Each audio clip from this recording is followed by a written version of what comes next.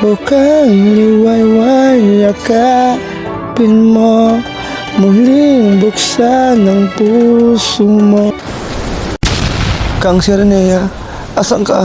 Serenea, asan ka? Hinahanap ako po ang liwayway, pero maglalangoy-langoy mula ako at kakahanapin ko ang aking kaibigang pagong, si Pogi. Hay nako, ang sarap talagang lumangoy ng lumangoy sa dagat. Namiss ko rin to, pero ang saya. Namiss ko ang mga kapwa ko sirena.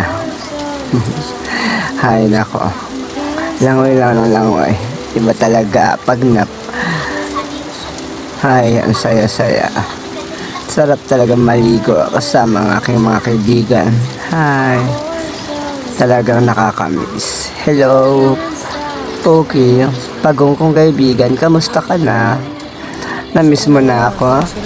Andyan na ako, pukang liwayway, bakit? Ang lungkot, sobra. Sana makita ko ng aking ina. Sana makita ko na si Poksita. Sobrang gusto ko siyang makilala at makasama. Sobrang miss ko na siya.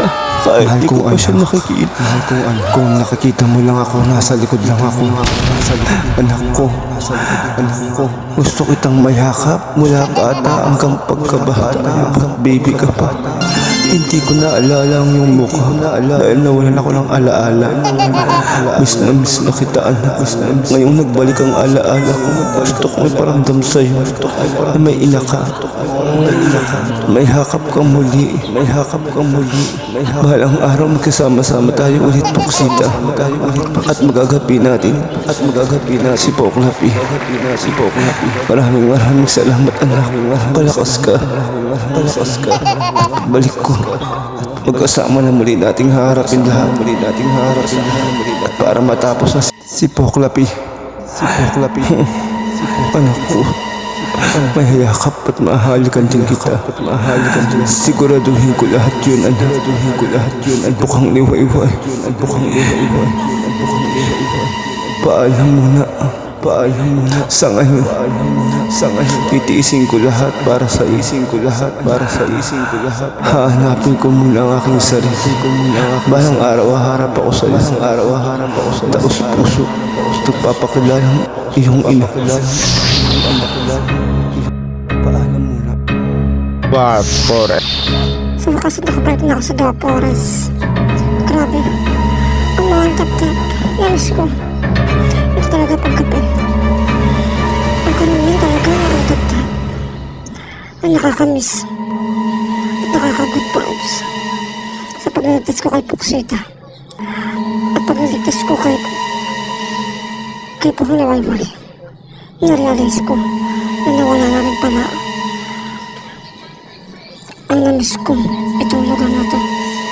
Muli kong pagagandahin to, ang Dark Forest, at pagyayamanin upang mabigyan at napaganda lalo. Parang Serenea, hindi na tulad ng Black Forest na itim, pangit at madumi. Pinairang na kasi hindi po kalapit ang lahat, kaya ganun na nangyari. Itong Dark Forest na to ay aking pagyayamanin at pagkakantahin at ipapamahagi ko sa mga kapwa ko dwarfs na ako magiging reyna nila. Sisiguraduhin ko lahat yun. Iyon ay aking pagpupuyagi at paghihirapan sa pagtuno ng aking mga kapatid at pamangkin. Yun lang ang aking mabibigyan leksyon. Tunan, yun lang, salamat. Ito, nawala na sila. Si Poksita, si Katchapea, mga pinaghirapan ko ng mga kapatid ko. Ngayon, sisiguraduhin ko sino ka. Ako ang iyong magiging kakampi, si Kang Lady. At sisiguraduhin ko sa iyo, tutulungan kita magapi ang mga kapatid mo, sila Poksita, Pukang Liwayway, at si Chupea. At meron ka pang isa, si Sirene. Paano mo mga nakilala yan? Paano mo nakilala ang anak kong si Pukang Liwayway? Paano? Kang Lady. Paano? Talagang ganyan. Makapangyarihan ako. Ako ang babae sa Balete Drive. Ha ha ha.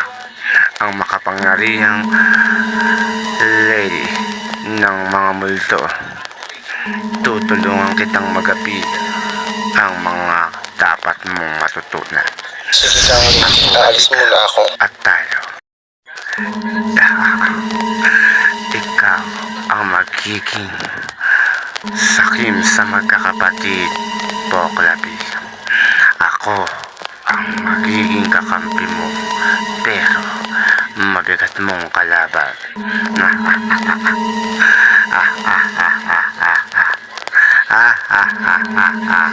Ako si Kang Lady, ang mademonyong multo.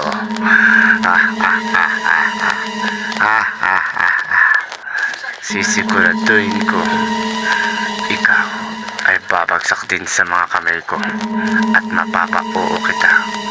Siguradong Poklapi, pagsisisihan mo kumampi ka sa akin. Iba ka talaga, Poklapi.